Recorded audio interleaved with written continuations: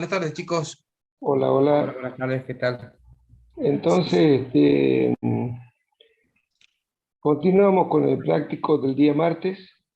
Eh, Aclaramos algunas cosas que quedaron pendientes el día martes y después terminaríamos ese práctico y arrancaría el contador día con el día Aldo con el práctico siguiente.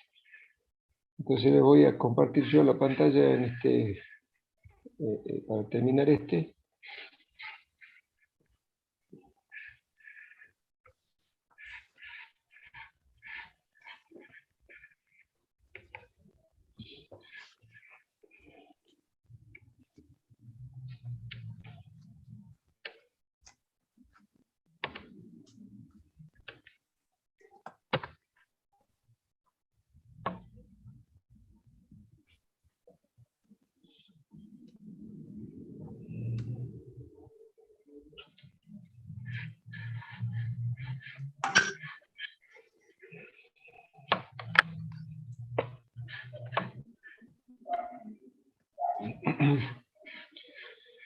Bien, seguimos, hacemos un pequeño repasito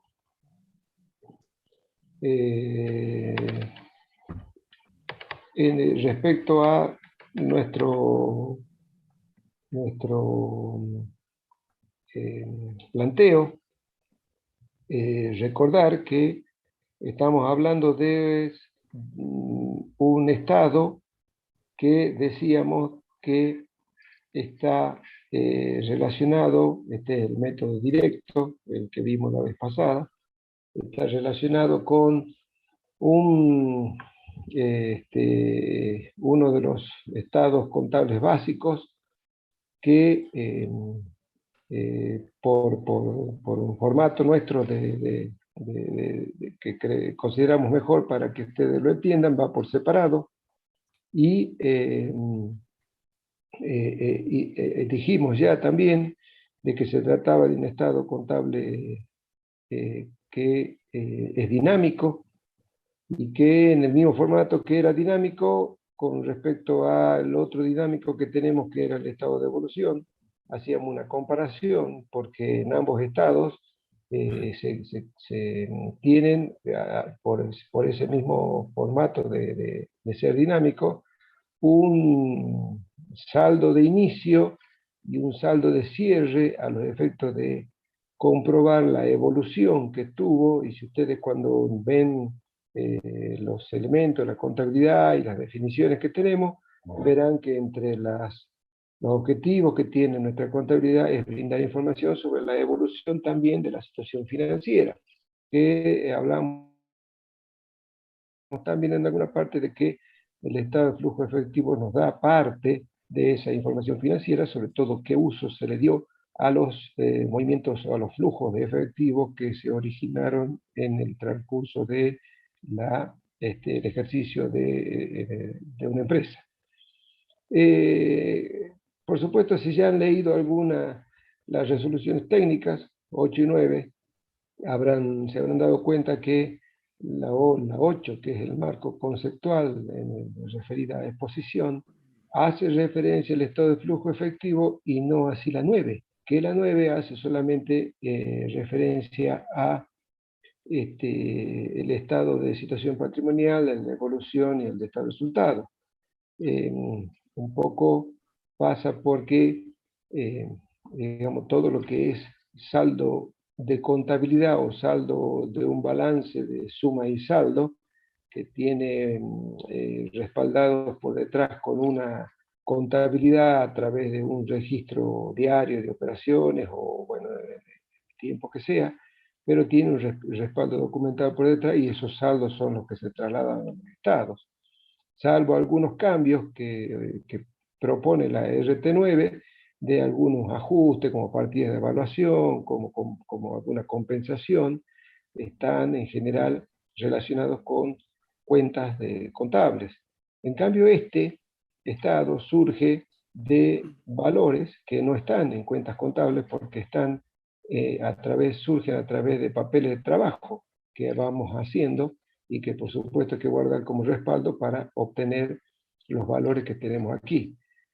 Salvo los dos conceptos iniciales que teníamos, que dijimos esta variación de efectivo de inicio del ejercicio y cierre del ejercicio, que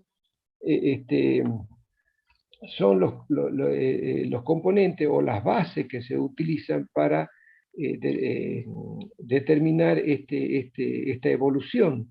Un saldo de inicio, un saldo al cierre, en este caso el formato no es el mismo que teníamos en el estado de evolución, donde uno estaba al inicio, separado, acá están los dos juntos, y es el motivo también por el que se llama así, estado de flujo de efectivo, y se llama no solamente estado de flujo efectivo, sino estado de flujo efectivo y sus correspondientes equivalentes de efectivo. A los efectos de hacerlo más sintético al nombre, le pusimos estado de flujo efectivo. No lo pusimos nosotros, o se consensuó estado de flujo efectivo. Entonces, este estado fue cambiando el nombre, y siempre verán que el nombre estaba referenciado a cuál era la base que usaba yo para determinar la evolución. Entonces, cómo fue cambiando esto, digamos, anteriormente. Hoy el vigente es este formato. Estas son las bases. Usamos el efectivo al inicio y el efectivo al cierre. Respecto a este decíamos, bueno, este efectivo al inicio que no había pasado no era el mismo que el que entendemos como efectivo de acuerdo a nuestro concepto contable. ¿Por qué? Porque teníamos en el efectivo o en el rubro caja y bancos, nosotros tenemos elementos o cuentas contables que respaldan un efectivo de alta liquidez. Este tenía agregado un concepto que era el equivalente de efectivo, que normalmente estamos hablando de las inversiones temporarias que deben reunir algunas condiciones, que era tenía que tener alta liquidez, tenía que no estar sujeta a cambios en su significativo, en su valor. Entonces nosotros a esto le agregábamos los rubros que estaban en el enunciado, y que a la vez había ahí un tema que quedó pendiente de explicar, que entramos ahora mismo. Entonces, veamos, en el rubro inversiones corrientes, nosotros tenemos 4.050 y 4.455. Ambas cuentas formaron parte del equivalente de efectivo. Recordemos que si yo sumaba 16.200 más 4.050 me daba 20.250. Este se considera el equivalente de inicio. ¿Por qué? Porque las inversiones corrientes se tratan de plazo fijo que reúnen las características para ser clasificadas un equivalente de efectivo. Una colocación a corto plazo, y hablábamos que el corto plazo era digamos, a los efectos de consensuar algo, tomamos nosotros, y ustedes también deben hacerlo así, 3 meses desde el momento de su adquisición. O sea que no es desde el momento de cierre del ejercicio, es desde el momento de la adquisición. Habíamos explicado que podía, o yo explicaba que por ahí había algunas inconsistencias respecto a eso, pero a los efectos nada más que de motivarlos a algún tipo de razonamiento, pero tenemos consensuado 3 meses. Cuando ustedes vean la norma técnica van a ver que dice, por ejemplo, 3 meses, o sea que tampoco es taxativa con los 3 meses, pero a los efectos nosotros de nuestro práctico y el posible parcial, debemos consensuar que son 3 meses a partir del momento de su adquisición y no de cierre de ejercicio. Entonces, reunían las condiciones en ambos casos. Entonces, por eso caja y banco, que al 31 del 12 el X era 16.200, yo debía sumarle las inversiones corrientes, y eso me da acá abajito 20.250. Esto hace que en el directo yo ponga 20.250. Quiere decir que este inicio ya tiene sumado el equivalente efectivo. Lo mismo pasaba con el efectivo al cierre. Teníamos 21.530, este es el estado, y en el enunciado, en nuestro estado de situación patrimonial, Caja y Banco 17, dice 17,075. Quiere decir que yo le sumaba inversiones corrientes y ahí sí me da, acá abajo se ve, los 21,530, que son lo que trasladaba al directo. Bien, en el medio de eso había unos intereses de plazo fijo, que son estos de 405 pesos. El enunciado dice, aparte, relacionado con este tema, dice de que acá, por supuesto, me da las características en el punto 1 de que estas inversiones corrientes o inversiones transitorias o temporarias, las llamamos también, estas inversiones corrientes están compuestas por depósitos a plazos fijos cuyos vencimientos operan a los 30 días del cierre. ¿Para qué me dice eso? Para que yo no tenga dudas de que cumple con el tema de los 30 días de los 3 meses, digamos, que estábamos recién haciendo mención. La empresa dice suele realizar este tipo de inversiones con el fin de colocar los excedentes financieros temporales para luego aplicarlo al pago de los compromisos a corto plazo. ¿Qué me está diciendo también? De que se trata de una inversión que se va a hacer líquida y que el objetivo es solamente ese, obtener una renta y después aplicarlo a compromisos a corto plazo. Eso empieza a dar las características de que esta inversión es un equivalente financiero. O un equivalente efectivo. Entonces, durante el X7, es el ejercicio que transcurrimos, estas colocaciones deben ganar intereses por 405 pesos, que están por supuesto, en el estado de resultado. Acá está interés de plazo fijo 405 pesos. Bien. Nos quedamos con el procedimiento que explico a continuación y es el que vamos a utilizar a la hora de la resolución del práctico si habría un posible caso similar. ¿De qué estamos hablando? Nosotros dijimos, en el directo yo debo colocar en actividades operativas, habíamos hablado de que estas eran las bases para determinar, y la evolución desde que este inicio llegó a este cierre, este aumento, es el que vamos a justificar y vamos a mostrar la evolución que hubo en el ejercicio de flujos de efectivo, tanto orígenes y aplicaciones. Espero que ya tengamos entendido ese tema. Orígenes, que son ingresos que tenemos, y aplicaciones son pagos que hacemos o egresos. Entonces acá lo llamamos, como verán, alguna vez se llamó origen y aplicación este estado. Bien, entonces, y esa evolución se mostraba a través de 3 tipos de actividades: actividades operativas, actividades de inversión, actividades de financiación, que son las actividades con las que terminó saliendo la resolución técnica número 8, citándola. No obstante, la comisión o el instituto, la parte técnica de la federación, tenía una cuarta que quedará para la parte teórica. Bien.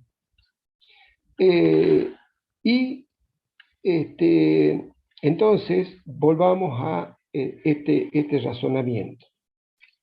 Bien, nosotros suponemos este plazo fijo que estaba al inicio del ejercicio 4.050, si estaba al inicio del ejercicio el plazo fijo, quiere decir que todavía no se hizo efectivo. Eso supongo que estamos de acuerdo con ese tema. Si yo lo mantengo en inversiones corrientes, este plazo fijo se hizo líquido durante el periodo X7. Si se hizo líquido, ¿por qué no lo tomé como un origen? ¿Por qué no lo tomé como un origen o un ingreso de efectivo? No lo tomé en el directo, acá, en ninguna parte, porque este plazo fijo está como equivalente de efectivo aquí, al inicio del ejercicio.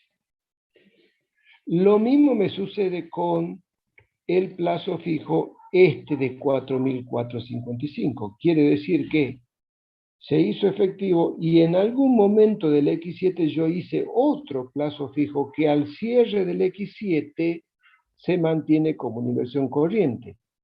¿Por qué no tomamos eso como una aplicación? Porque yo destiné fondo para hacer esa inversión en un plazo fijo. No lo tomo como una aplicación acá porque yo lo tengo como equivalente de efectivo. El razonamiento, ¿cuál es? Como reúne las condiciones de un equivalente de efectivo, es como si yo la plata la tuviera en efectivo y no hubiera hecho la inversión. Si reúne las condiciones. Entonces, ese es el razonamiento. ¿Qué sí tiene que ser una causal de justificación de la actividad operativa? El interés del plazo fijo. El interés del plazo fijo que dice aquí, repito, dice durante el ejercicio estas colocaciones devengaron intereses por 405 pesos.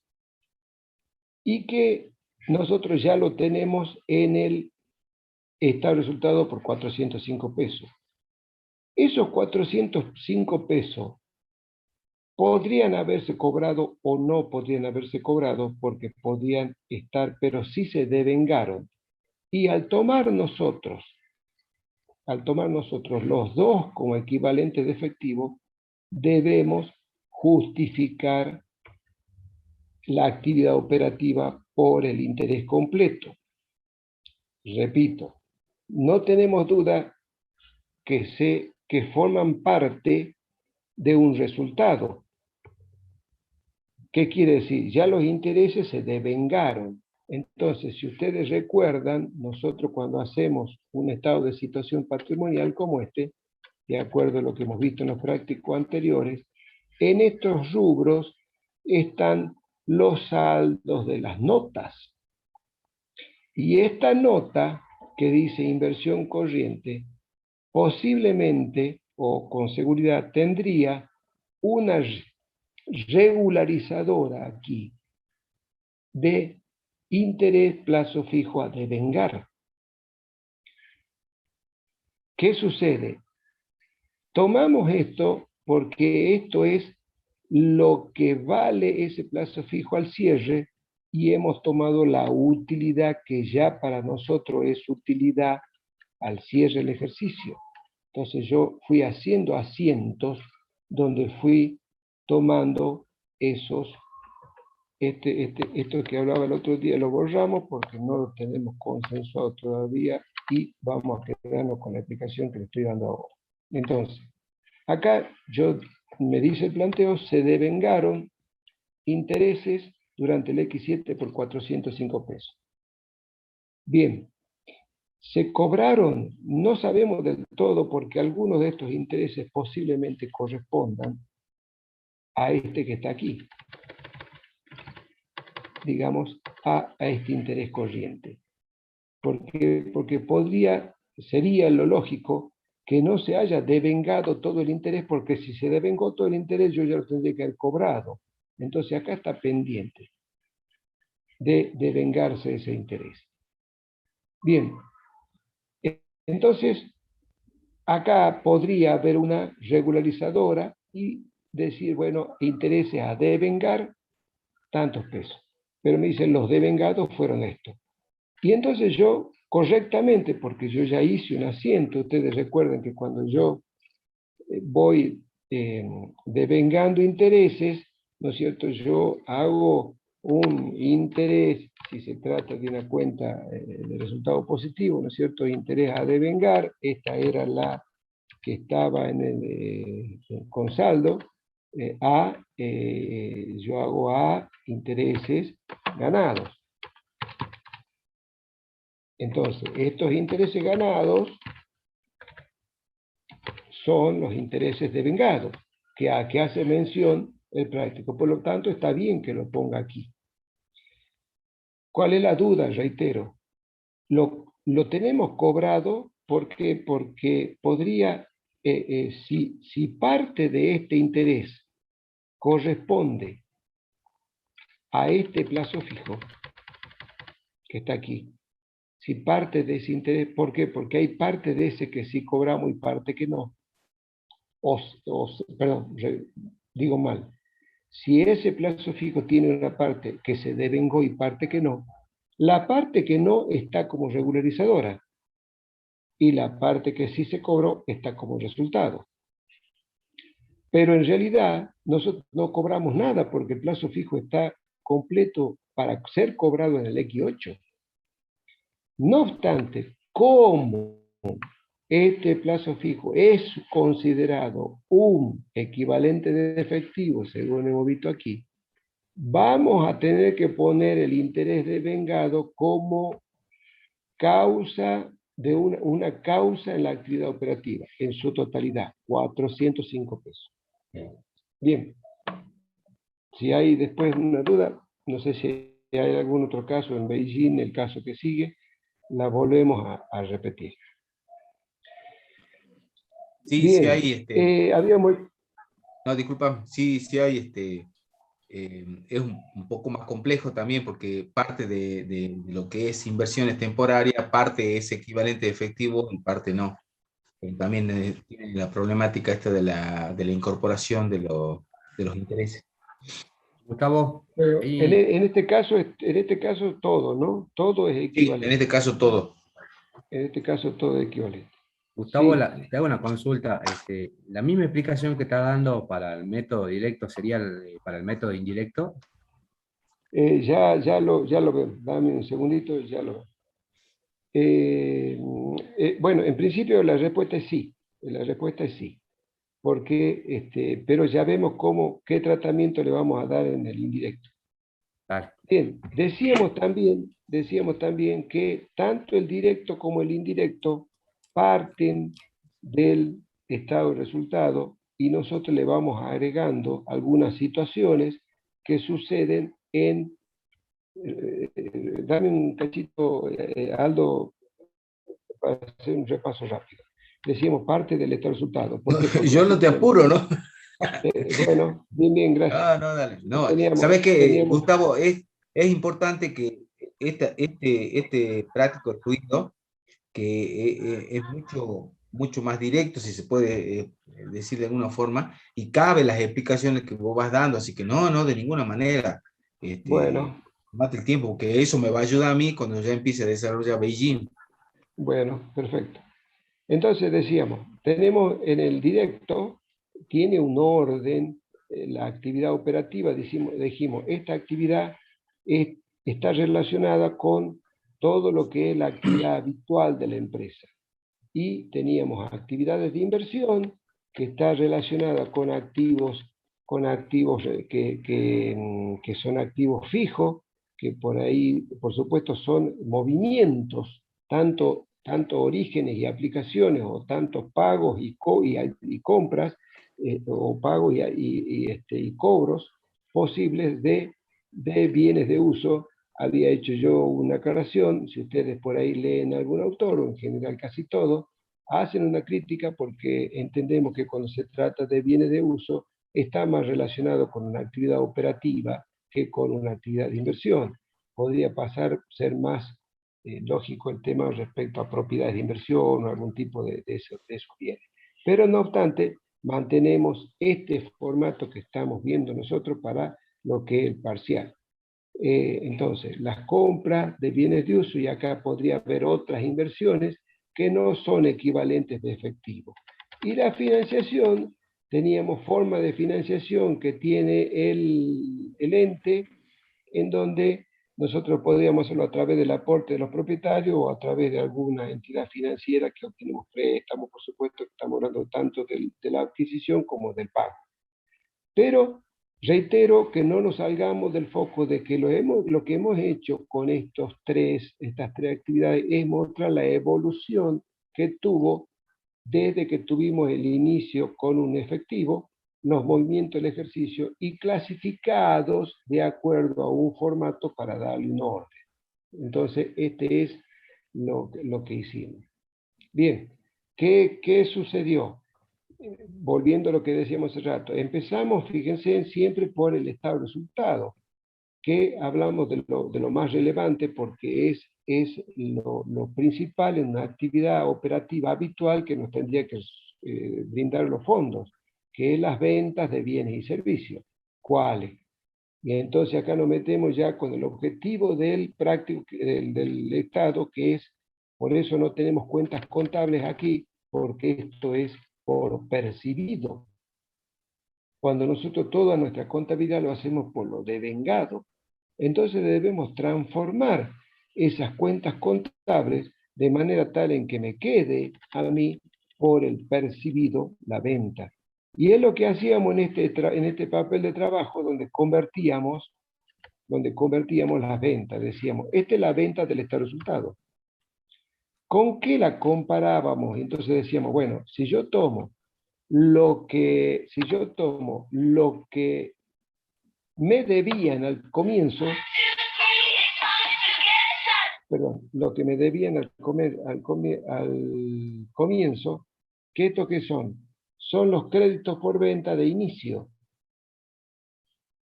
Fíjense en que es crédito por venta del X6, 11.435, no tenía ningún cambio respecto al valor contable. Quizá creo que Beijing tiene algunos cambios, ya vamos a ver por qué. Y la venta y el crédito por venta del X7. Entonces yo digo, lo que a mí me debían, más lo que vendí, menos lo que me quedaron debiendo es lo que yo cobré.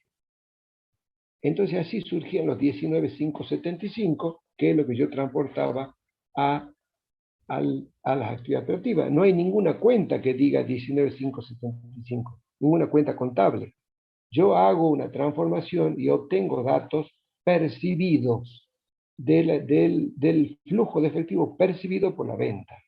Bueno, lo mismo me pasaba con un poquito más de complejidad con respecto a los proveedores de bienes y servicios, que le hagamos un pequeño repasito porque está, digamos, hay un poco de matemática acá que después vamos a tener que repasar para ver cómo voy a hacer con esto respecto a el método indirecto. ¿Qué hacíamos nosotros? Decíamos, si yo tengo las compras que le hice a los proveedores, tengo lo que le debía de inicio, más las compras, menos lo que debo al cierre, me aparece lo que le pagué efectivamente a los proveedores. El problema era que nosotros no teníamos una cuenta que decía compras, teníamos el costo. Entonces despejábamos a través de digamos, la fórmula de determinación global del costo mercadería vendida igual a la asistencia inicial más compra asistencia final, despejábamos compras utilizando estos tres elementos, que sí los tengo en los saldos contables, con algunos cuidados. Ya vamos a ver por qué, porque los bienes de cambio podrían tener algún ingrediente, como lo tuvo este crédito por venta, que bueno, no me quiero, digamos, este crédito por venta tenía una deducción por la previsión de deuda incobrable. Así estaba en el enunciado. Entonces, y me hacen mención a que le hago rápidamente un recordatorio. Acá aparecía la cuenta deudora incobrable en el estado de resultado. Entonces nosotros decíamos, ¿estos deudores incobrables corresponden a la previsión o no? Y para poder determinar eso, el práctico me dice, no hubo otro incobrable. Entonces quiere decir que esta es equivalente a la previsión. Si esta es la previsión, y nosotros sabemos que existió la previsión, quiere decir que en este crédito por venta que tengo aquí, que es el que usé para la venta, porque yo decía recién, ¿cómo saco la venta percibida? Agarro el crédito, esto es lo que me debían al principio, le sumo la venta, le resto lo que me debían al final, saco. Pero estos 23.85 no son lo que yo llevé aquí. Acá dice 21.375. ¿Cómo surgía? Y acá lo tienen, lo habíamos hecho la vez pasada. Esta es la previsión. 2.350 es la previsión. ¿Cómo saco? Porque me están diciendo que lo que dice aquí de deudor incobrable corresponde a la previsión. ¿Por qué? Porque me dice, no hubo otro deudor incobrable. Entonces tengamos cuidado con esas cosas. ¿Qué hago yo? Le sumo los deudores incobrables, porque si no, si yo no le sumo los deudores incobrables a mí, esto me da mal. Porque yo estoy diciendo, esto es lo que me debían, esto es lo que vendí, esto es lo que me quedan debiendo. Cuando yo digo lo que me quedan debiendo, no tiene por qué estar influenciada por la previsión. A mí me deben todo. A mí me deben los 21.735. Nosotros hacemos un procedimiento contable que decimos a lo mejor tenga incobrable por 1.350. Pero no puedo tomar yo el neto con la regularizadora, debo tomar el total. Por eso lo sumo y me da los 21.375. Bueno, volviendo a lo que era proveedor, entonces decíamos, si yo tengo las compras, puedo ya sacar fácilmente qué es lo que le pagué a los proveedores, porque yo digo, esto le debía, esto le compré, esto le queda debiendo, esto es lo que yo le pagué. El problema que teníamos es que no podíamos sacar las compras porque no tenemos esa cuenta. Entonces, ¿cómo obteníamos la compra? A través de despejar esta fórmula y utilizábamos ese formato. Fíjense, hacíamos costo de la mercadería vendida, las compras, digamos, las existencias de inicio, como dice acá, al costo le resto la existencia de inicio, se la resto, le sumo la existencia final y me da las compras. Y ahora sí, hago compras y por supuesto el razonamiento que ya dije recién. Y me daban los proveedores. Bueno, así va sacando todo y no sé, alguien, tengo ahí como que alguien quiere preguntar algo, te escucho. Sí, profe, disculpe. Sí, dígame. Disculpe la música, estoy de trabajo. No hay problema. Sí, a ver, déjeme que me aleje un poco. Bien, ahí dice que no hubo el tema de que no hubo incobrable en el ejercicio. Y Sí. en el caso de que haya, Bueno, o sea, en el caso de que haya, me van a tener que decir cuáles son, porque si en el sí, enunciado, si en el enunciado yo tengo que suponer que esto es la previsión y hubo deudor incobrable, por ejemplo, si a mí me dicen, hubo deudor incobrable por 350, quiere decir que la previsión fue por 1000. bien, ajá, bien. Entonces nosotros hacemos claro, esa diferencia, digamos. claro, y yo tendría que sumar los 1000 solamente. Bien, gracias. ¿Está bien? Bueno, bien. Entonces vamos, seguimos. Vamos al método indirecto. El método indirecto, que es otro formato que ya también habíamos dicho que lo tenemos digamos, como un método posible en la RT8, que la misma RT hace una mención a que opina que en la medida que se pueda se utilice primero el método directo, decíamos por entender o suponer que tiene mayor dificultad el método indirecto. Bueno, una cosa que nada, que tiene por ahí sus críticas porque hace una suposición de alguna situación ya, digamos, anexa. Bueno, pero el método indirecto, fíjense en este es el flujo de efectivo del método indirecto, las variaciones de efectivo son las mismas, no hay cambio en el método indirecto respecto a la variación de efectivo, o sea que es la misma que dice el método directo. Tampoco hay cambio respecto a las actividades de inversión y de financiación en el método indirecto. Por lo tanto, el único cambio está en las actividades operativas, acá. ¿Por qué? Porque en esta que estoy haciendo, el método indirecto tiene un formato distinto. Debe darnos, fíjense en que debe darnos lo mismo. Después que yo haga todo esto, me dice 7080, flujo general operativo, el directo decía lo mismo, 7080. O sea que llegamos por otro medio. ¿Cómo hacemos? Vamos a tomar el resultado del ejercicio el resultado del ejercicio, estoy hablando del enunciado, estoy hablando de este valor, ganancia del ejercicio, 2085, este valor, y le vamos a hacer ajuste de manera tal que este estado de resultado quede por lo percibido. Por lo percibido, ya vamos a ver cuáles son. Pero vamos teniendo cuidado con algunas cosas.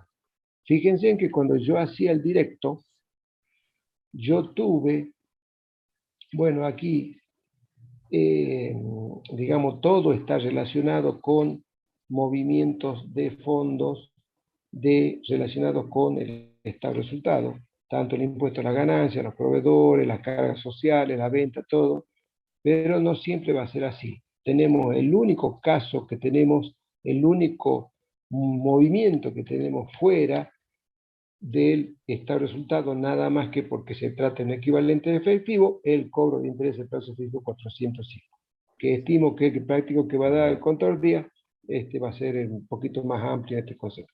Entonces, dijimos, vamos a tomar el estado de resultado y le vamos a hacer ajustes. Esos ajustes tienen distinta variedad. Empecemos por los más, digamos, bueno, no tienen un orden, pero empecemos por algo. Vamos a detraer aquellos conceptos que no implican movimiento de fondos. ¿Para qué? Para ir depurando ese resultado respecto de lo que sería este estado de resultado por el método de lo devengado, porque es la forma en que hacemos la contabilidad nosotros. Esto que está acá arribita, ya lo explicamos enseguida, son conceptos que ya lo decimos, pero vamos para que no nos metamos en lío, o sea, para mí por lo menos mejor la explicación. Entonces nosotros tenemos acá, fíjense en el estado de resultado, qué conceptos entendemos que no implican erogaciones de fondos, o flujos de efectivos, ya sea orígenes o aplicaciones. Con las ventas sí tenemos orígenes, con el costo tenemos aplicaciones, con los sueldos y jornales también tenemos, con los deudores incobrables ya lo tuvimos en cuenta respecto a ya vamos a ver qué pasó con esto. Con respecto, dijimos, cuando vimos las cuentas por cobrar de cierre, sumamos estos 1.350. Entonces me aparece la primera, amortización viene de uso. Esta la vamos a producir un ajuste en el estado de resultado. Entonces en el método indirecto aparece depreciación bienes de uso y ajustamos, fíjense en que de manera positiva. ¿Qué quiere decir? ¿Por qué positivo como un origen? Porque nosotros en el estado de resultado a esto lo hemos deducido, le hemos sacado, está restando. Entonces lo tenemos que ajustar. Para ajustarlo, lo sumamos. Después tenemos el resultado de la venta de bienes de uso. Deme un segundo. Terminemos con lo que serían ajustes que no implican flujos de efectivo. ¿El otro cuál es? El ajuste de los deudores incobrables. ¿Por qué? Porque nosotros hacemos una deducción que surge de un procedimiento contable que no implica un movimiento de fondos. Entonces debemos tener ese razonamiento acá en cuenta. Estamos ajustando el resultado para que vayas depurándose de todo lo que no implica un flujo de efectivo, ya sea de origen o de aplicación, y entonces ya eliminamos amortizaciones, eliminamos deudores incobrables, eliminamos el resultado por la tenencia del bonet, porque esto, no obstante haber sido un resultado, no produjo ningún movimiento de fondos que nos interese a nosotros, lo eliminamos. Acá eliminamos el ajuste. ¿Por qué dejé para el último resultado la venta de bienes de uso? Porque en este estado nosotros depuramos primero conceptos, dijimos distintos aspectos. Uno de ellos es conceptos que no implican movimiento de fondos, ya sea de origen o de aplicación. Sacamos depreciaciones, sacamos deudor incobrable y sacamos tenencia y bono. Los tres son resultados válidos. Fíjense en que el resultado de la tenencia y bono va restando. ¿Por qué? Porque en el estado de resultado estaba sumando. Es esta, porque era un resultado positivo por la tenencia. Entonces aquí va restando. ¿Por qué dejé el resultado de la venta de bienes de uso para aparte? Porque aparte de lo que dijimos, conceptos que no implican, debemos eliminar resultados que sí implicaron un concepto de un movimiento de fondo, pero no obstante haber implicado un movimiento de fondo, están relacionados con otra actividad. Entonces, el resultado venta de bienes de uso, para nosotros, este resultado por venta de bienes de uso, 675, es un elemento que cumple las dos funciones. ¿Por qué las dos funciones? A ver, cualquier cosa, si no repito esto si hace falta. Las dos funciones. Se trata de un movimiento relacionado con una venta de bienes de uso que en principio para nosotros es una actividad de inversión, dijimos. Porque los movimientos de bienes de uso vienen aquí. Actividad de inversión. Y a su vez se trata de un resultado 675 que no produjo movimiento de fondo, porque nosotros, no sé si recuerdan, nosotros teníamos un bien aquí en el X7 en donde su valor residual era 2025 y nosotros lo vendimos a 1350. O sea que acá perdimos esta plata. Perdón. Nosotros perdimos 675 pesos. Por lo tanto, esa pérdida no está relacionada, no produjo tampoco movimiento de fondo. ¿Por qué le hago la explicación? Porque quiero ver si es posible que entendamos que si esto, y entonces, ¿con qué estaba relacionado? Fíjense, recuerden que aquí decía cobro por venta de bienes de uso 1350. Que nosotros habíamos vendido perdiendo los 675 pesos estos. ¿Por qué le hago este razonamiento de que este concepto no es igual a los demás? Porque si esto hubiera sido utilidad,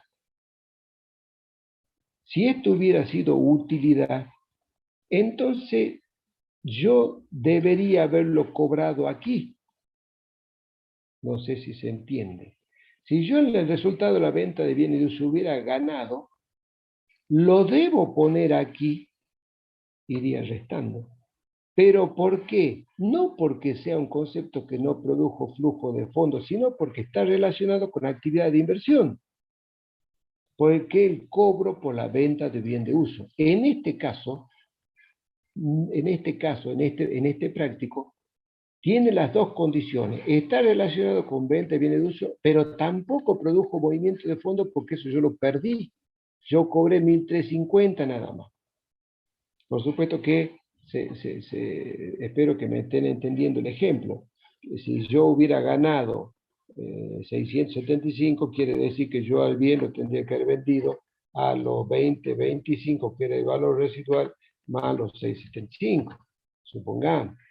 Entonces yo tendría que haber cobrado esta plata. Y entonces digo, ahí gané. Pero a todo esto los efectos de que vamos razonando de que el método indirecto tiene depuraciones. Una son las que no tienen respaldo en un flujo de efectivo, de las amortizaciones, por supuesto, los deudores incobrables tampoco es un procedimiento contable, y tampoco el resultado de la tenencia de bono. El resultado de la venta, porque es pérdida, acá lo ponemos y no está acá abajo, sino debería estar. Bueno, entonces, hay depuraciones que hacemos al resultado del ejercicio. ¿Qué nos queda? Fíjense Profe, que... disculpe, Sí, antes que avance. No entendí muy bien. Si ese resultado de ventas de bien de uso fuera positivo, ya no Ya no escuché más. Ya no, supongo que... iría. No, sí iría. Si el resultado o sea, el resultado de la venta viene de uso 675, es una pérdida. Claro, en Yo este caso es pérdida. ¿qué es lo que le quiero decir? Este resultado está dentro de los dos conceptos. ¿Cuál? El que es un movimiento relacionado con una posible actividad de inversión, porque está relacionado con un bien de uso, pero como es pérdida, yo lo pongo sin que tenga otro movimiento. ¿Se entiende eso? Lo debo depurar. Bien, o sea, el cobro de la venta de bien de uso va como de inversión. El Va como resultado, inversión. si es negativo, iría dentro de la operativa. ¿Sí? Exactamente. Va Y sumado, lo por supuesto. positivo no va. O sea, si el resultado de esta venta fuera positivo, Sí va, por eso, también va a ir. eso es lo que lo quiero decir, porque va a ser una depuración que le hacemos. Ah, bien. Bien. También va a ser una depuración. La diferencia Ahora está que ese va a aparecer acá abajo. bien. ¿Se entiende? Entonces, Sí, quiero sí. decir, ¿por qué? Porque no todas las depuraciones que le hacemos, bueno, no están relacionadas con flujo de efectivo. Algunas sí están relacionadas. Y la tenemos que depurar igual. ¿Me sigue? Sí, bien. Sí. Bueno, bien. Entonces, ahora bien, esto es un aspecto. Este formato que estamos mostrando acá es el formato que nos da también la norma contable y está repetido casi por nosotros en este práctico. ¿Qué nos sucede después? ¿Cómo vamos a hacer nosotros en el método indirecto para ajustar las ventas? Porque nosotros tenemos en el método indirecto, dijimos que se basa de el estado de resultado, y en el estado de resultado ya habíamos visto que la venta está por devengado, que es 25,835. Entonces, ¿qué nos pasa? El trabajo, el papel de trabajo que tenemos que hacer para poder ajustar es el mismo que hicimos para el método directo. Hicimos nosotros. Y en el método directo obtuvimos que las ventas cobradas eran 19,575. O sea que yo al final hago el mismo papel de trabajo. ¿En qué me cambia el indirecto?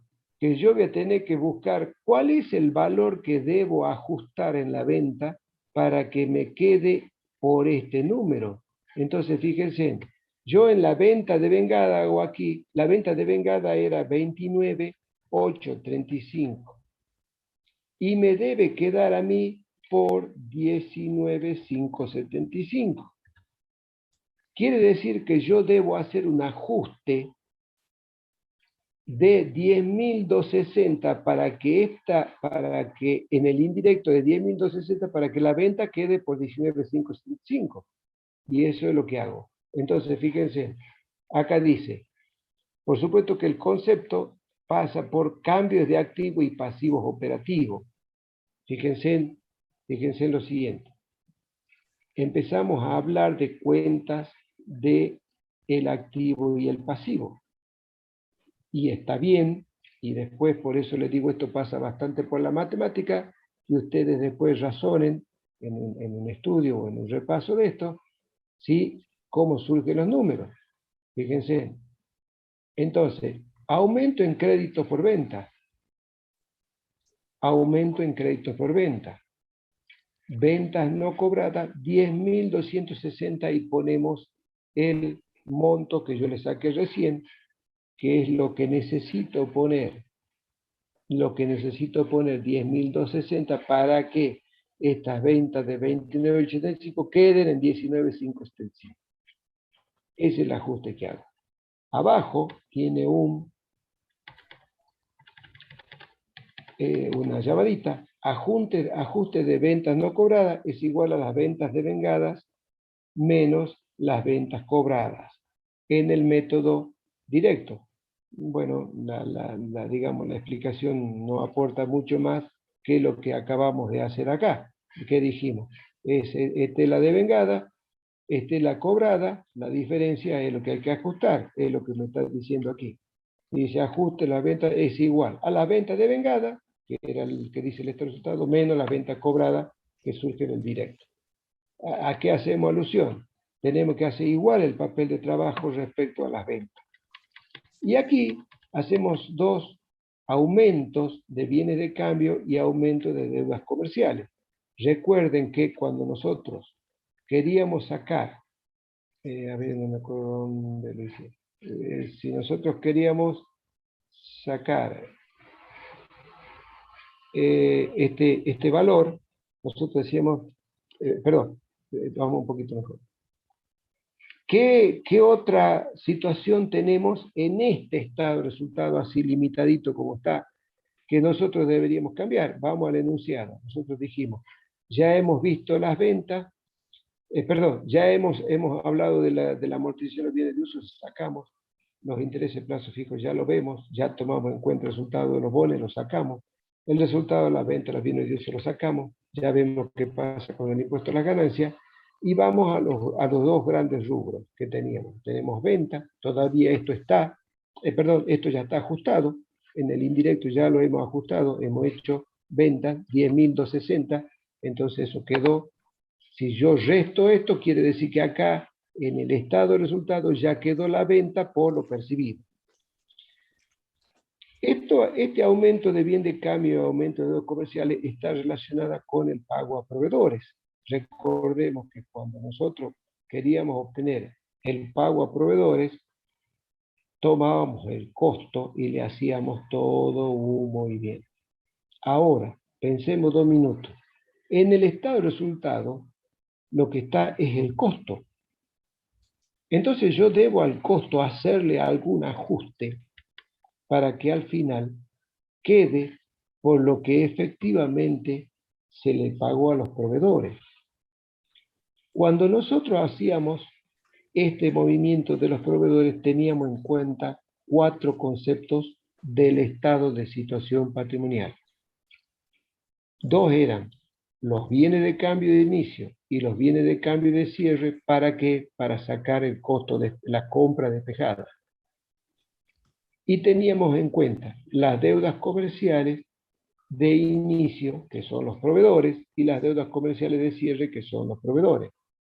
Entonces, en el indirecto me dice, aumento en los bienes de cambio, 4.050. Fíjense en que si yo, ¿qué hago?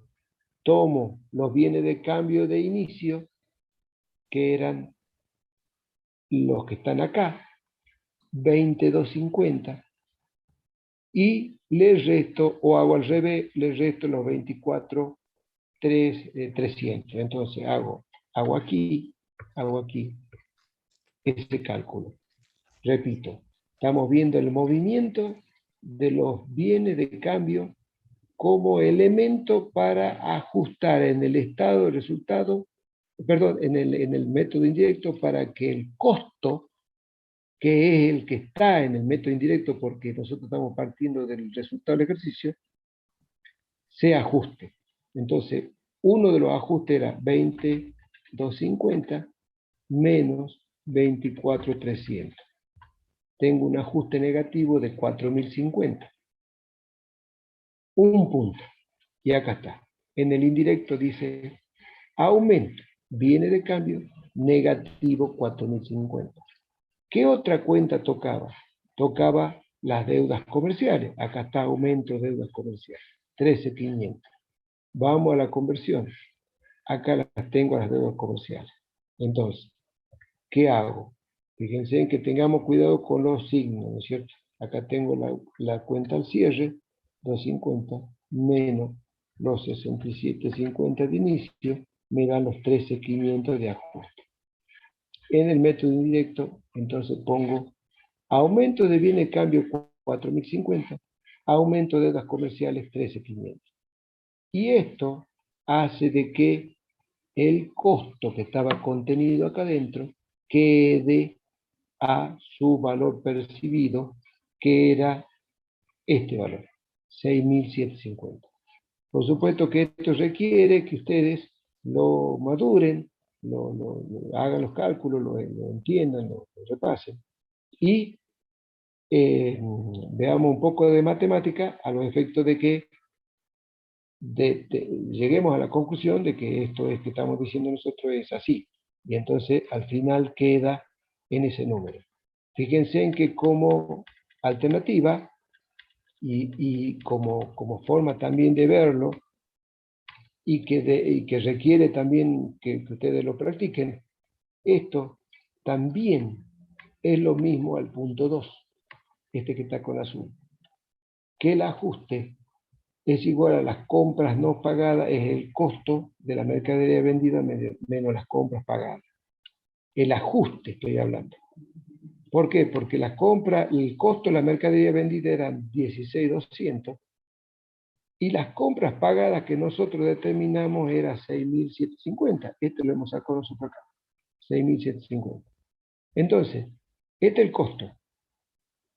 Este es el valor que restamos. Si yo hago este cálculo, me da lo mismo que haber hecho lo que dijimos recién.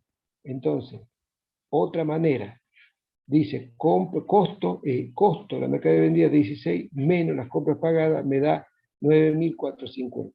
¿Qué son los 9.450? Es el ajuste que le debo hacer yo al método indirecto para que el costo me quede por lo percibido, la compra pagada. Fíjense en que estos 9.450 coinciden, por supuesto, con esta diferencia. Si yo resto los 4.000, resto 4.050, menos, bueno, acá, menos, perdón, a ver, lo voy a hacer directamente, 4.050 menos los 13.500, me dan los 9.450, que son los mismos que están aquí. 9.450. Entonces, otra forma de ver. ¿Estamos? Entonces, aquí hay que practicarlo y entender de qué estamos hablando. Pero entonces, este es el formato. Hacemos ajustes en las cuentas de activos y de pasivos que producen que el estado de resultado quede por lo percibido. Bien. El pago de impuesto a las ganancias, este que está acá, y el cobro de intereses de plazo fijo, vamos al pago de impuesto a las ganancias solo. El pago del impuesto a las ganancias es un movimiento de fondos que no está en el estado de resultado, que cuando hicimos el directo nosotros fuimos poniendo y determinamos que este impuesto que se pagó es el impuesto que se adeudaba al inicio del ejercicio. Por lo tanto, este no está en el enunciado, en este impuesto de 1.350, impuesto a la ganancia de 1.350, no es el impuesto a la ganancia que está acá, que es el del ejercicio 2025. Es más, nos hacen una nota donde nos dicen que, denme un segundito.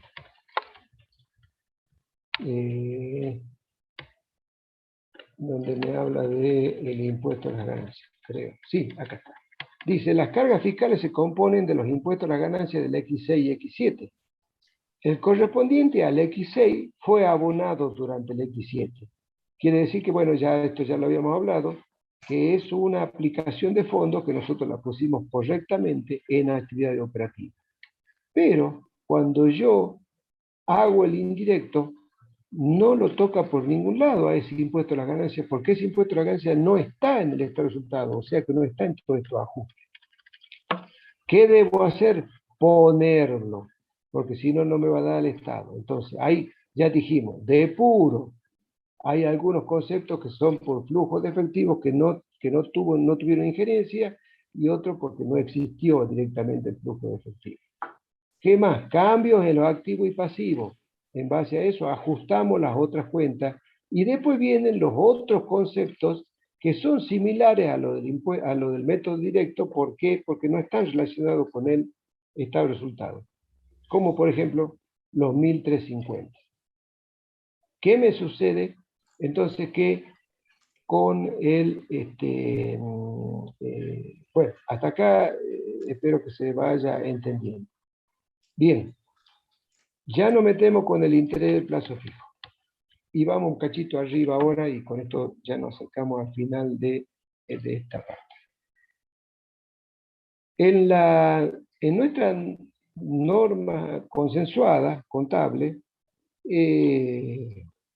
determina que algunos conceptos, cuando se utiliza el método indirecto, se expongan por separado. ¿Cuáles son? Estos.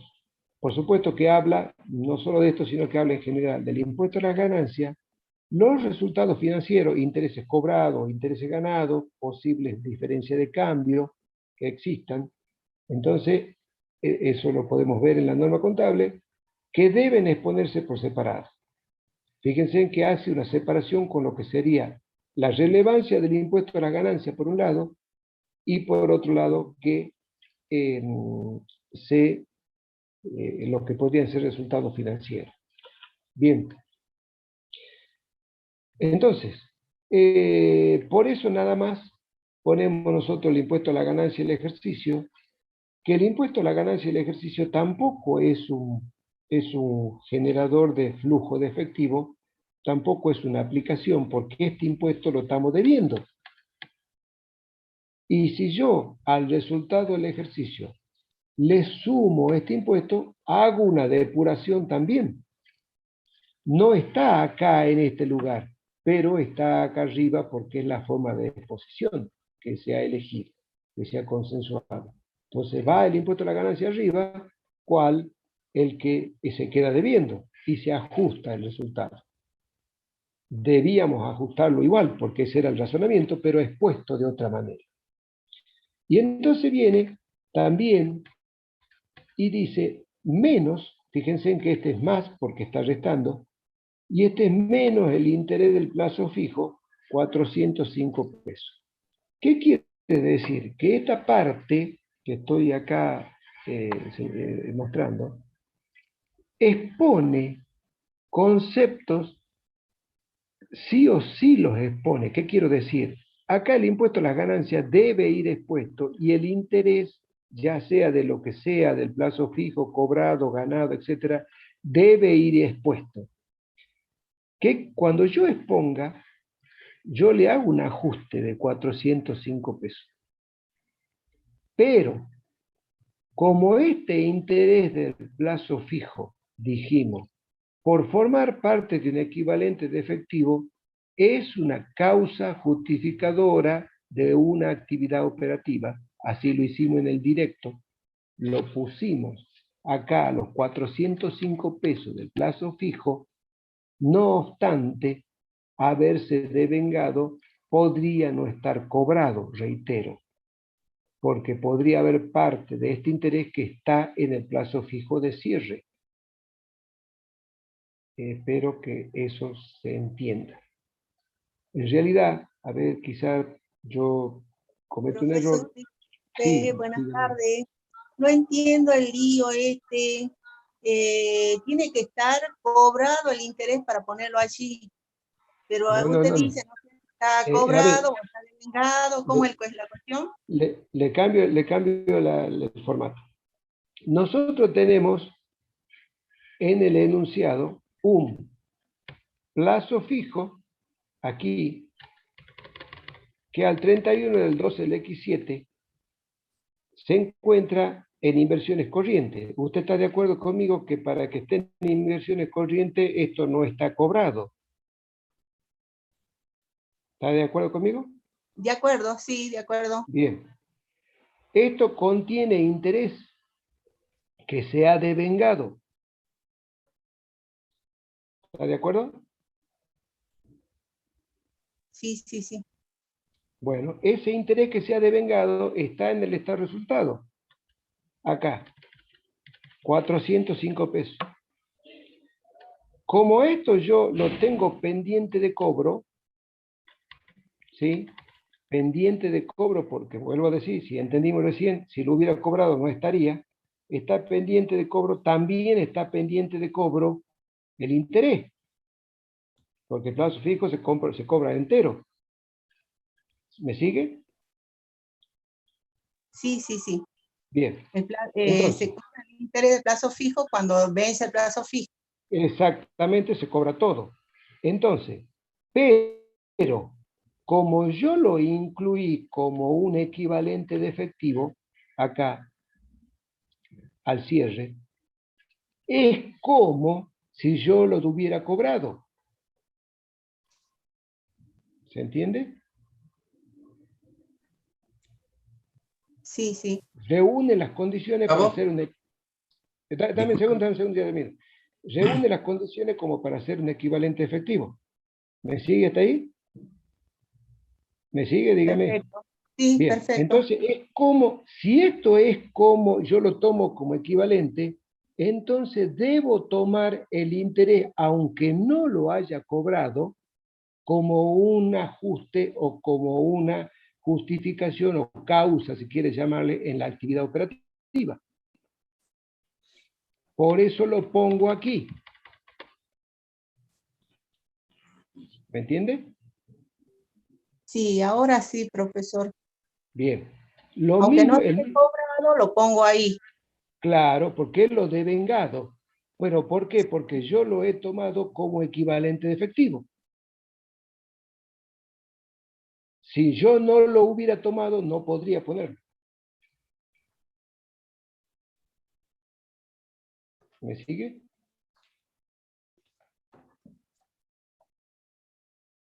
Bien. Sí, profesor, ahora entiendo. Bien. El mismo razonamiento nos sucede en el indirecto. Por eso vuelve a aparecer cobro, interés, plazo fijo. Con el adicional cual, fíjense en que nosotros decíamos, expongo acá, en la primera parte de actividad operativa, estos conceptos. Los sumo al interés, al impuesto, y los resto al interés, el de plazo fijo. Bien, hasta ahí cumplimos con el razonamiento general.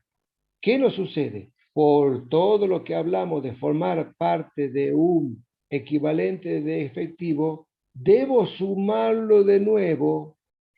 ¿Por qué? Porque este plazo fijo no, digamos, yo lo estoy tomando como dentro de la actividad operativa, sino acá yo lo deduzco una sola vez.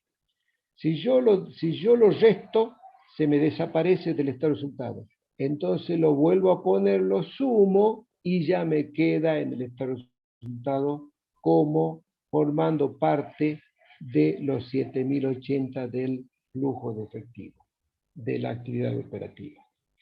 Bueno, volveremos seguramente en algún práctico con esto y si no, en algún momento de repaso lo volvemos a ver, no hay problema. Ahí hay un tema que no es simple, nosotros, yo lo entiendo por lo menos, y menos cuando hablamos del indirecto. Pero creo que no trae mayores problemas y con un repasito vamos a andar bien. Bueno, y ahí estaríamos terminando entonces con este práctico. Sí, Ramón, se fue. No sé si era Ramón o vos, Aldo, que iba a decir algo. Sí, no, está bien, vos al final lo terminaste redondeando la idea. Era a la alumna decirle, si lo hemos tomado como equivalente de efectivo, en este caso un plazo fijo, lo hemos tomado como equivalente de efectivo, porque se iba a convertir en efectivo antes de los 3 meses, como dice la RT8, los intereses acompañan al principal. Entonces, si tomo el total del plazo fijo, que incluye los intereses que están devengados, ¿sí? Si incluye, y lo vamos a tomar como equivalente de efectivo, debemos hacer aparecer en alguna parte los intereses de plazo fijo como si lo hubiéramos cobrado. ¿Por qué? Porque forma parte del equivalente de efectivo. Que es más o menos, con otras palabras, lo que vos dijiste. Bien. Bueno, entonces, como verán, finalizando, las actividades de inversión y de financiación son las mismas y así obtenemos el aumento neto de efectivo y mostramos la evolución del el formato o de las actividades de ingreso y egreso de la empresa. Bueno, dejo de compartir la pantalla, Aldo, y queda en tu mano. Ok. Bien. Bien. Bueno, chicos, buenas tardes otra vez. La verdad que no sé si lo saludé.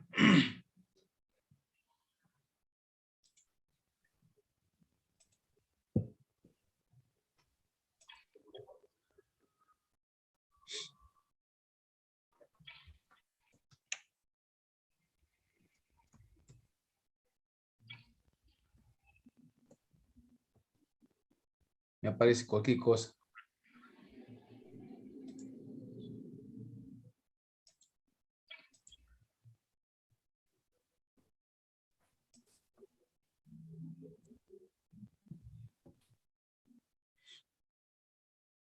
Ahí está. Pero...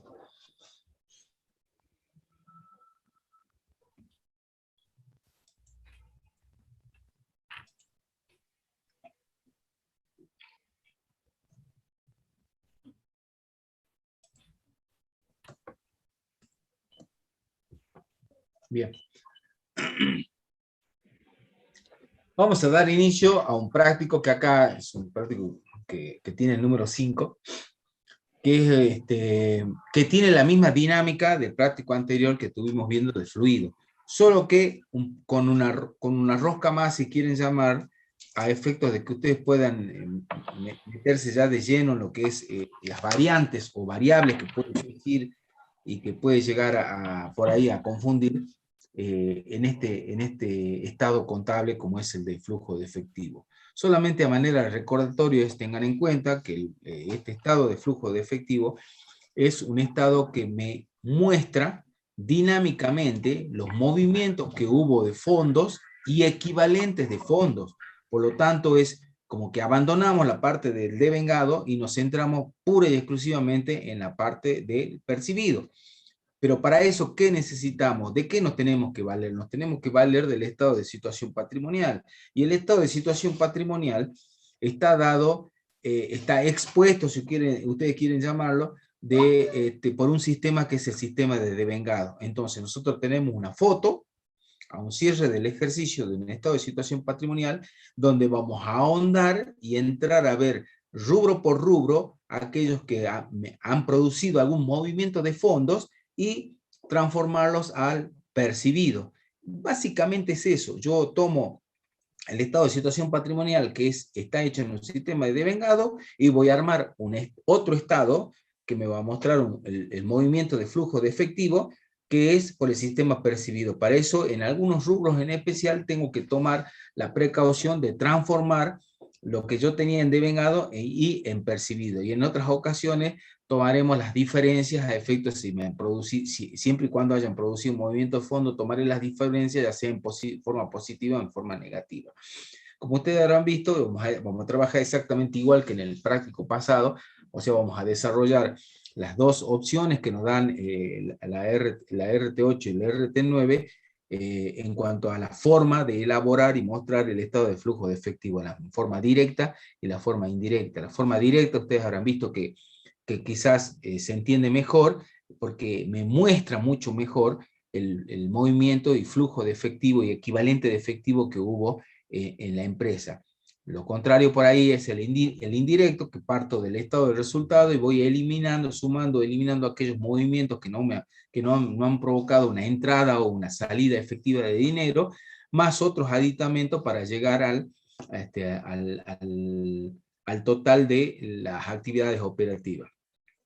Recuerden también que vamos a tener actividades operativas, actividades de inversión, actividades de financiación, como lo dijo el contador Villar. Yo por ahí, a manera práctica, ¿no es cierto? Yo lo entiendo mejor si me dicen que las actividades operativas son todas aquellas actividades que no son ni de financiación ni de inversión. Todo lo que no sea inversión y de financiación es operativo, ¿sí?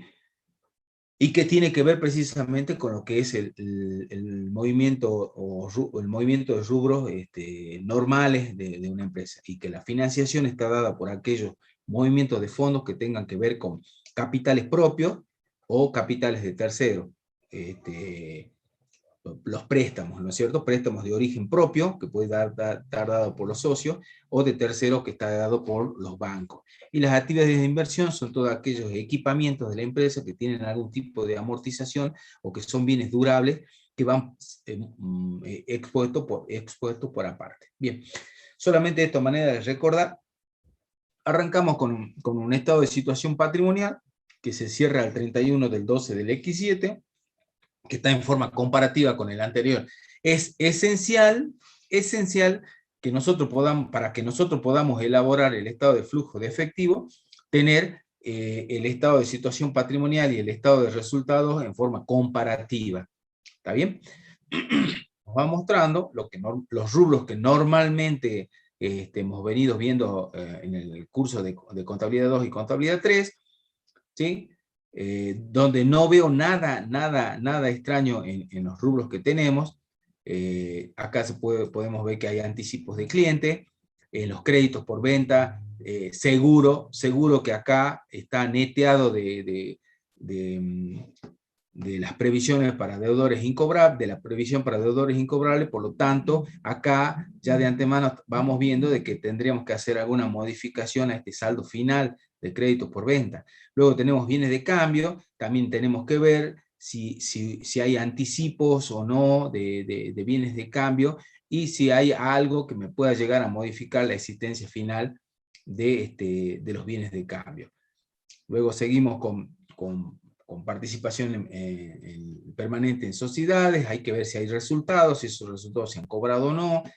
Otras inversiones se ve que no hubo, o sea, tenía el inicio y al cierre del ejercicio no las hay. Entonces acá puede haber provocado algún tipo de ingreso. O sea, se provocó una venta por la cual desapareció y haya producido un ingreso. Eso todo lo vamos viendo a priori, ¿verdad? Vamos a ir viendo después, punto por punto, cómo se va desarrollando el ejercicio. Pero esta es una mirada que ustedes tienen cuando les toque el parcial, ir viendo a ver qué cuenta es la que ustedes no la han visto, o la que les puede llegar a traer algún tipo de dificultad en su interpretación, más que nada. Bueno, los bienes de uso, normal. Las deudas comerciales, tenemos deudas comerciales, préstamos, remuneraciones, cargas sociales, cargas fiscales, los anticipos de cliente. ¿Con qué va a estar relacionado los anticipos de cliente? Va a estar relacionado con los saldos pendientes, perdón, con los saldos pendientes, no, con los saldos finales que yo pueda tener de la cuenta de créditos por venta. Tengan en cuenta que un anticipo de cliente es un pasivo y un anticipo de proveedor es un activo. Tenemos préstamos y luego el patrimonio neto. El patrimonio neto formado por el capital, ajuste de capital, los aportes irrevocables, reserva legal y resultados no asignados. Bien, tenemos las sumas iguales y vamos a ver qué vamos interpretando con estas llamaditas que tenemos acá. Vamos al número 1. Tenemos el estado de resultado necesario para poder armar también nuestro flujo de efectivo. También tenemos una serie de llamaditas, ¿sí? Las ventas, el costo de mercadería vendida, la utilidad bruta, los resultados, el impuesto a las ganancias y el resultado del ejercicio. La llamadita 1 dice, se compone de la siguiente manera: venta de bienes de uso. ¿Cuál es la llamada 1?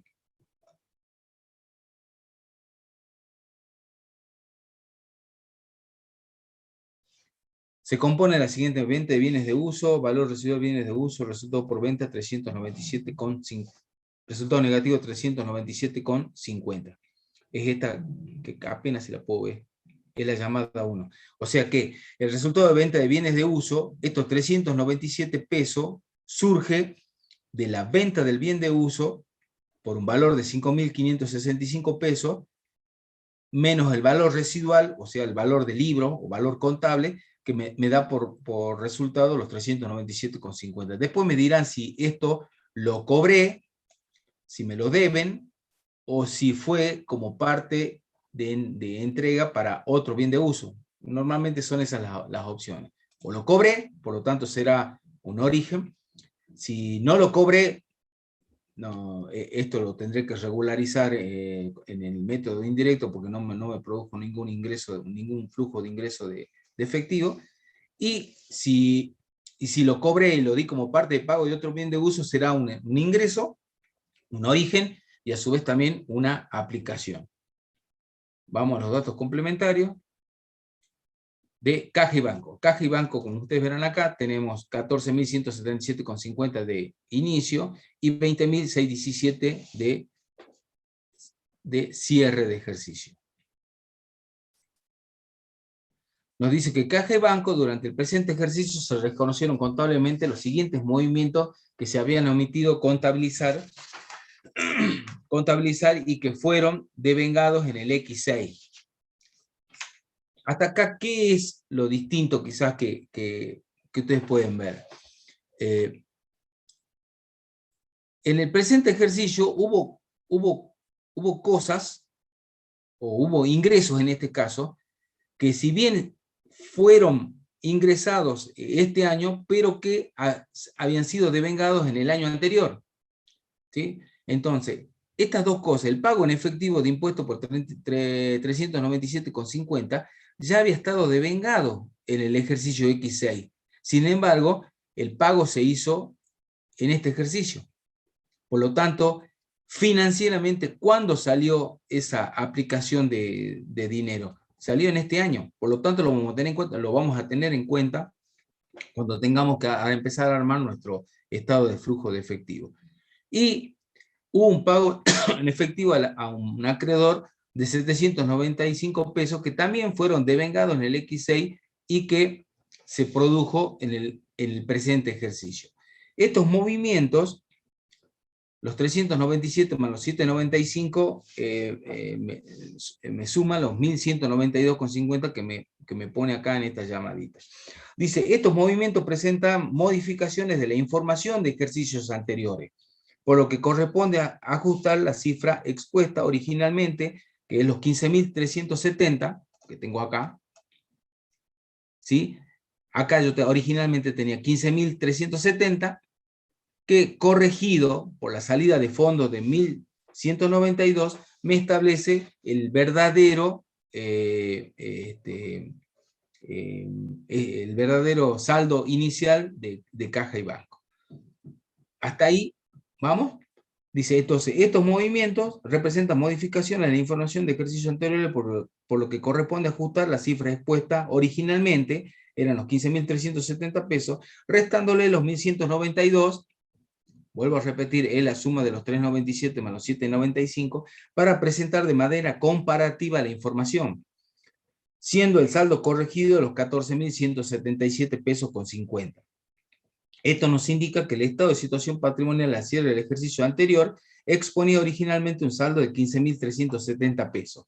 Además, durante el X7 se debitaron de la cuenta corriente bancaria 159 pesos en concepto de gasto.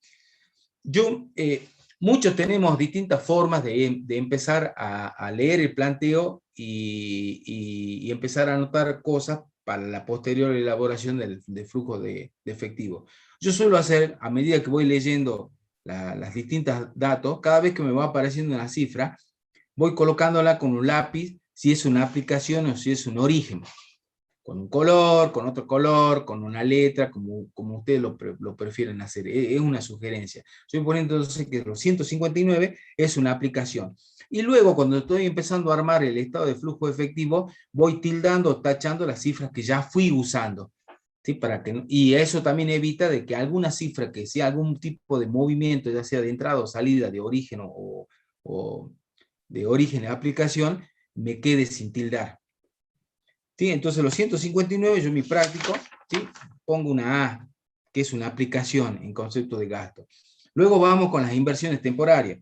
Las inversiones temporarias, refresquemos qué es lo que teníamos, no teníamos nada al inicio y tenemos 20.087 al cierre del ejercicio.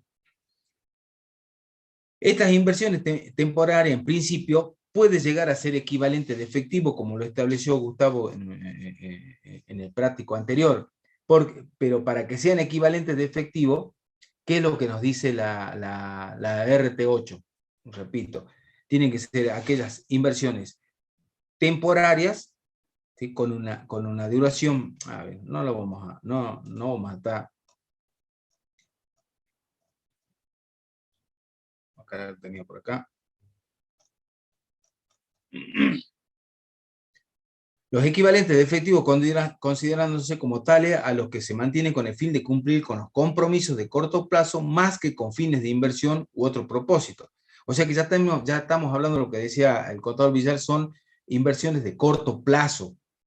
Pero como no establece la norma qué es corto plazo, qué es mediano plazo, qué es largo plazo, nosotros los contadores y convencionalmente nos agarramos del ejemplo que tiene acá, ¿sí? Y el ejemplo dice que es 3 meses o menos de su fecha de adquisición y que también trae algunos tipos de confusión que capaz que yo no, lamentablemente, chicos, no pude estar el martes pasado, pero capaz que vos, Gustavo, lo explicaste, las paradojas que se pueden dar con 3 meses desde su fecha de adquisición.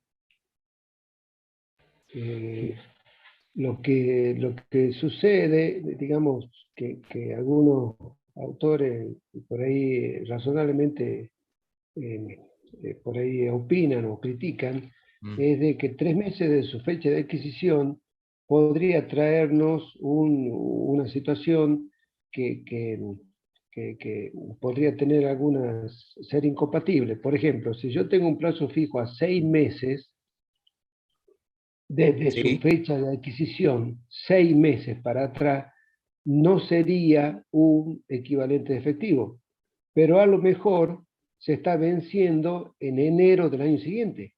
Claro. Sí, y exactamente lo que digo.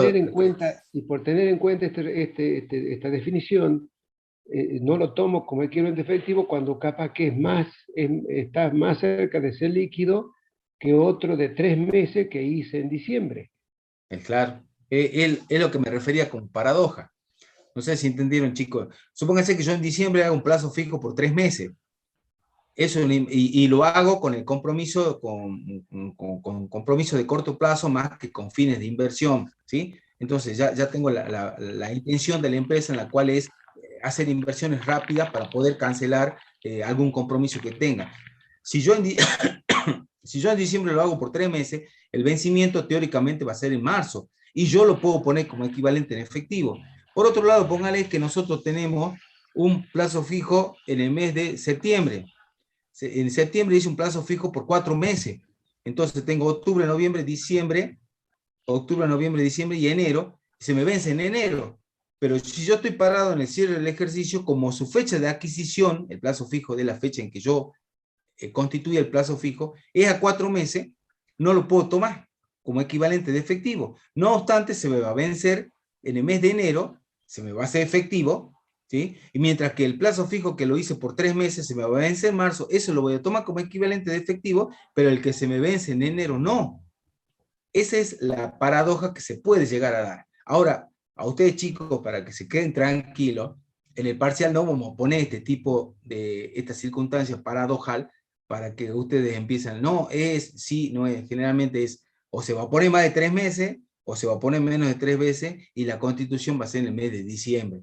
Pero esto es para que ustedes vean de que no somos perfectos cuando muchas veces se elaboran las ART, sino de que por ahí en algún momento, por alguna circunstancia se dejó un párrafo y eso quedó, después hay que hacer interpretación de estas normas, de la norma. Bueno, y para terminar, que esto ya lo debe haber dicho, ¿sí?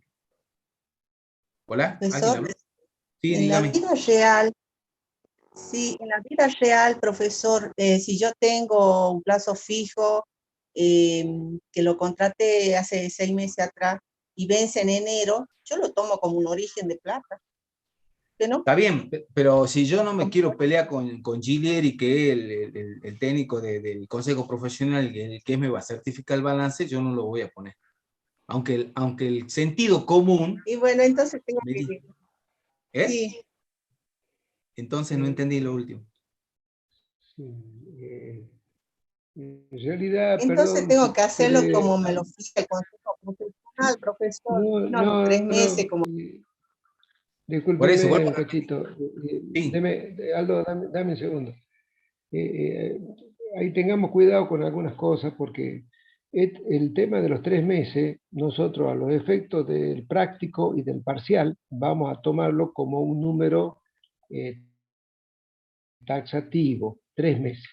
Y vamos a tener en cuenta ese razonamiento, 3 meses de su fecha de adquisición, que como dijo el contador Díaz, normalmente no va a haber mucho problema con esto para hacer al cierre el ejercicio. En la práctica, digamos, si usted tiene los elementos para considerar que va a tener una liquidez al cierre del ejercicio, lo puede tomar en mi concepto. Digamos, en cierta manera, nuestro consejo lo que hace es certificar nuestra firma y mirar algunas situaciones obvias de exposición. No controla los procedimientos contables que nosotros aplicamos. Simplemente certifica nuestra firma y no garantiza el balance. Lo que firmamos somos los profesionales. Si se fija en algunas cosas de exposición generales, más obvias, que esté el formato, que esté la carátula, y no haya algunos problemas formales, pero no opina respecto a los procedimientos que ha utilizado el contador en la preparación o elaboración de ese balance. Nada más que para que tengamos una visión rápida de qué es lo que hace el Consejo, ¿no? Sí, quizás me extendí en la explicación, pues tengan en cuenta, la señorita que preguntó, que hay un contador que elabora el balance, en principio, que es el contador de la empresa, ¿sí? O el estudio que contrató la empresa. Luego hay un auditor que audita el balance que hizo el contador número 1. Y luego eso va al Consejo Profesional para la certificación. Hay muchas cosas de que, como dice el contador Villar, que son de forma, ¿sí? Que se controle que esté la fecha, que el número de inscripción sea el correcto, el número de balance, ¿verdad? Que las cuentas respondan a lo que normalmente son los rubros, ¿sí? Con nombre y apellido de los rubros que establece la RT8 y RT9, ¿sí? Y que tengan algún tipo me refiero pura y exclusivamente a la exposición, sí, que tengan razonabilidad los valores que ahí se están exponiendo, ¿de acuerdo? Y en cuanto a la opinión que nosotros tenemos de estos 3 meses, 2 meses, hay tela mucha para cortar. Hay algunos que sí lo pueden llegar a tomar. Yo en ese aspecto por ahí no soy tampoco hacer mucho balance, pero de ser ahí, si la RT8 me dice 3 meses o menos, y yo voy a tomar eso. Pero bueno, Villar es de tener más experiencia que yo en este tema por el tema de los balances, y es cierto, el Consejo certifica la firma, y no tanto en los procedimientos, sino más bien en la forma y en algunas cosas generales que puede llegar a ver. Bueno, pero acá lo importante no era lo que decía el Consejo, sino es... Aldo, Sí, una sola cosita no me agrego ahí. Ya sí. en la práctica profesional también existe lo que se llama el criterio profesional, ¿no? Más allá de la Sí, es cierto. normativa, cada profesional se forma un criterio, que después obviamente en la práctica lo va a tener que defender, pero siempre y cuando, como dice el contador, tenga los elementos necesarios como para justificar determinada decisión a la hora de exponer información contable. Lo que sí es, lo que sí ustedes no pueden confundirse, no en este tema de los 3 meses, menos que no lo van a tener el problema cuando tengan el parcial, sino es de que en los datos adicionales, cuando vayan a ver si es un equivalente de efectivo o no, le falte algunos de estos requisitos, que sea de alta liquidez, fácilmente convertible en importes conocidos de efectivo y que esté sujeta a riesgo insignificante en el cambio de valor. Yo me imagino lo que debe ser en algún país extranjero teniendo peso argentino. ¿Ustedes qué creen que habrá riesgo insignificante en el cambio de valor de la moneda argentina? Se vuelven locos, ¿no? Eso es, nosotros no tenemos problema con respecto a la moneda extranjera, siempre y cuando sea insignificante el cambio de valor de esa moneda en la compra y la venta. Bueno, pero ese es otro tema. Sigamos entonces con nuestra exposición.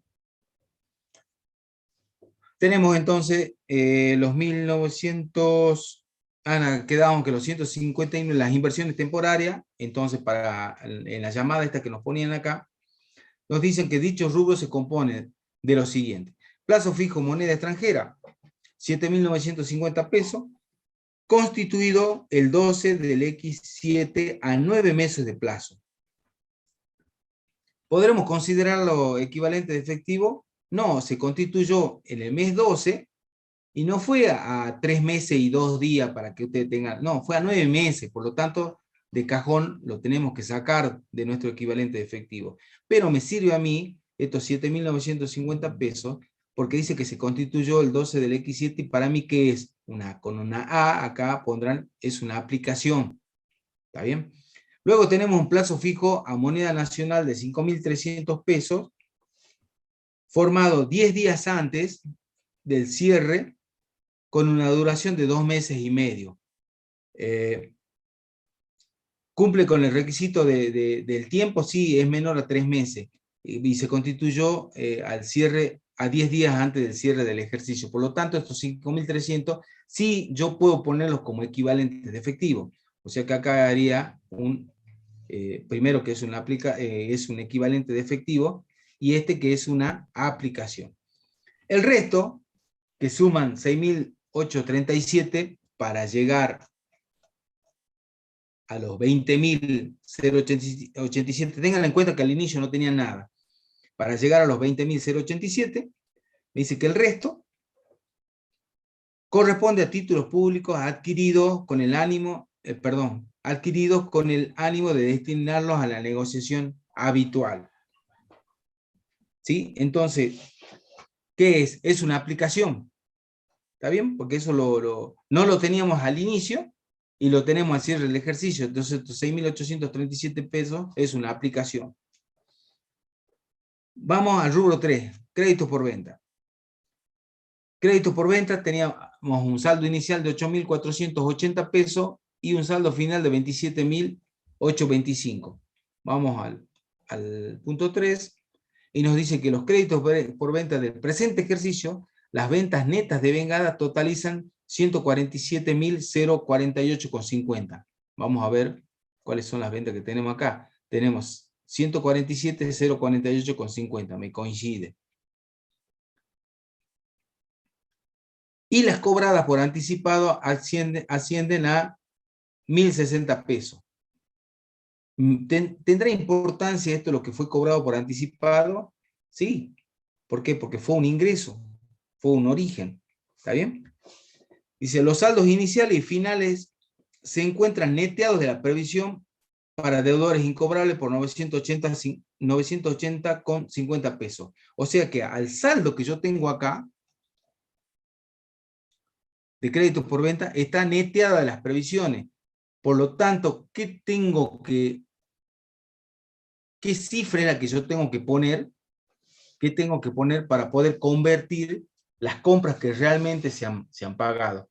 Tengo que sumar, como seguramente pasó en el ejercicio anterior, estos deudores incobrables que fueron neteados del saldo final de deudores por venta.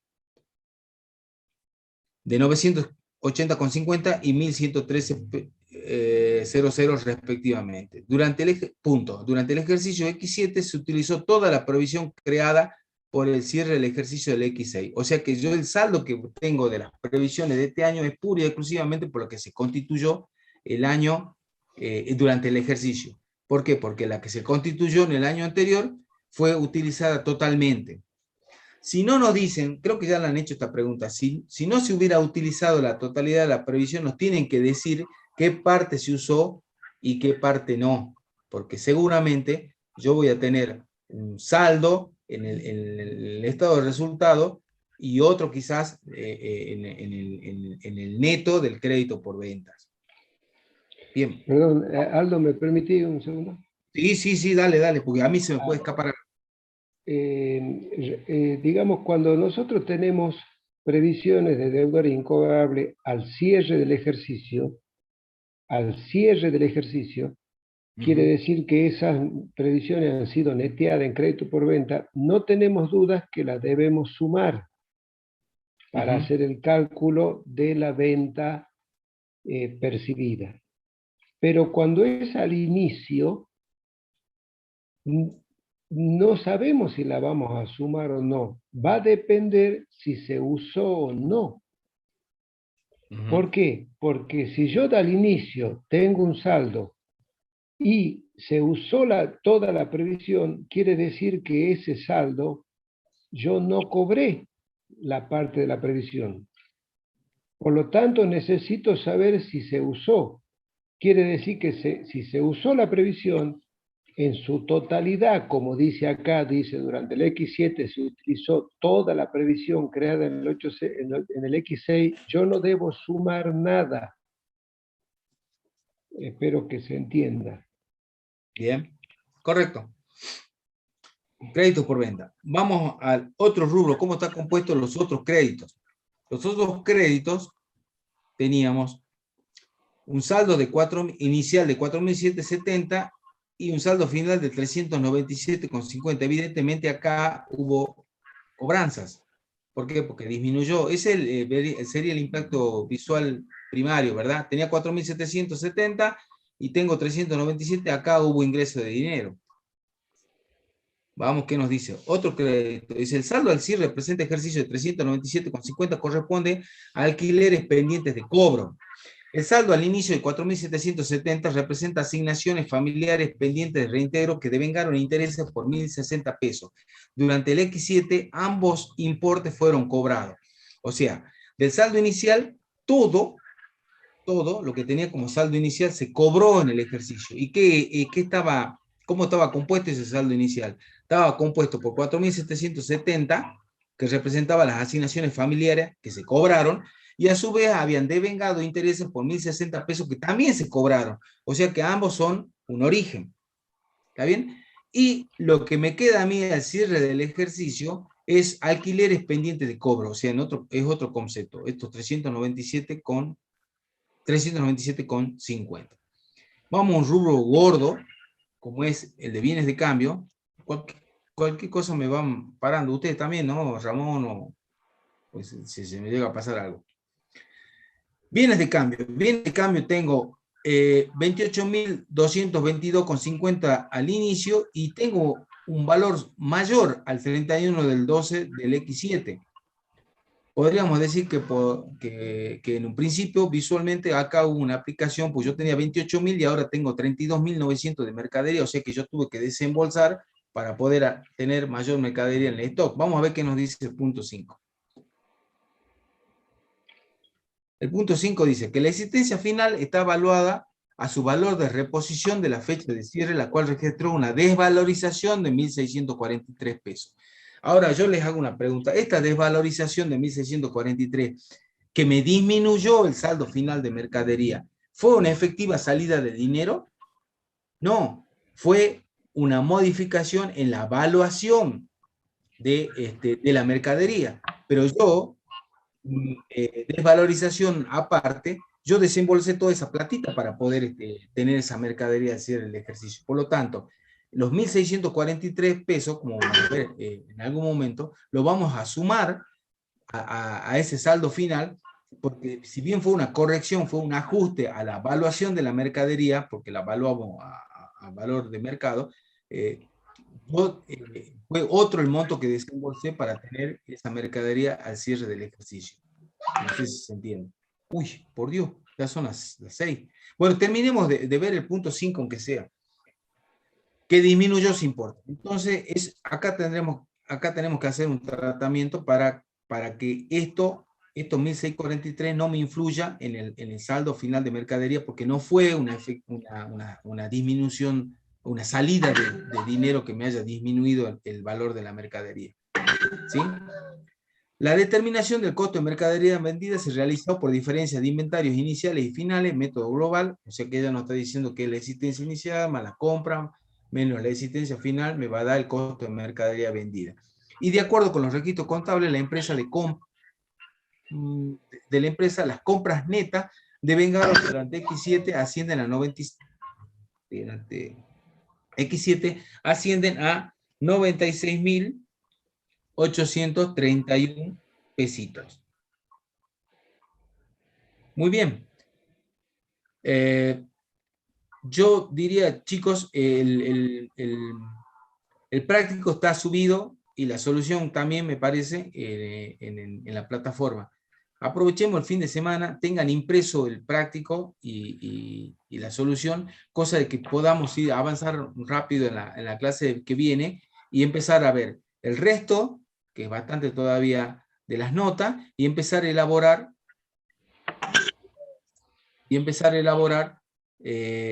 la variación neta de efectivo. La variación neta era la existencia inicial, la existencia final, pero teníamos 5.300 pesos que me alteraban de alguna forma el fondo de efectivo al cierre del ejercicio, ¿sí? Por este pago de proveedores y un anticipo, creo que era que me sumaban los 5.300 pesos. Y para poder determinar la verdadera variación de neta de fondo, el corregido, que era 14.177, que me coincide con lo que yo tengo en el balance, versus los fondos, junto con los equivalentes los fondos equivalentes de efectivo, en 25.917. Por lo tanto, me da un saldo una diferencia, perdón, de 11.739,50, que es la que yo voy a tener que justificar. La voy a justificar en 3 ítems: en las actividades operativas, en las actividades de inversión y en las actividades financieras. Bien, esto que ya lo han visto también de alguna forma con el contador Villar, vamos a ver, el objetivo de esto que es determinar lo que realmente, la venta que realmente se cobró, las compras que realmente se pagaron, los sueldos y jornales que realmente se pagaron, los alquileres que realmente se han cobrado, ¿sí? Y los impuestos a las ganancias que realmente se han pagado. Bueno, y después desarrollamos el directo y posteriormente el indirecto, que es un poquito más extenso que el que desarrolló el contador Villar. No sé si quieren agregar algo más, Gustavo. No, está bien. No. Bueno,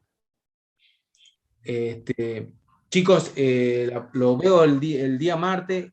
Espero que por lo menos hayan visto el planteo, lo hayan leído, para así de alguna forma empezar a avanzar de una manera más fluida. ¿De acuerdo? Bueno. Muy bien. Nos vamos despidiendo. Hasta luego, chicos. Chao, Ramón. Chao. Chao. Hasta el martes. Chao, chao. Chao, chao. Chicos, hasta la Chao, chao. próxima clase. Chao, chao.